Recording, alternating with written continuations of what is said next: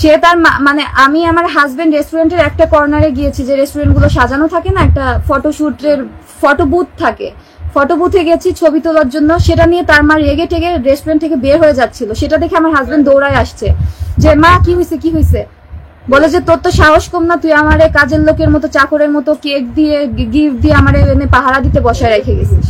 বলে যে না মা, আমি তো ছবি তুলতে গেছি, তোমারে নিয়ে যাব, ওরে নিয়ে একটু ছবি তুললাম, ওর জন্মদিন, এখন তো তোমারে নিয়েই যাইতাম।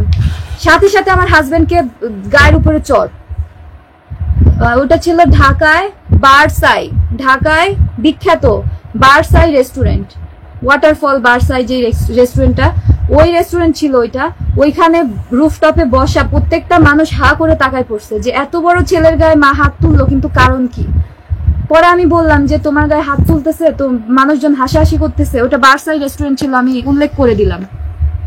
ওইখানের ওয়েটাররা সবাই চলে আসছে যে কি হয়েছে, ওর মা মানে একটা বৃদ্ধ মহিলা তার ছেলেকে মারতেছে।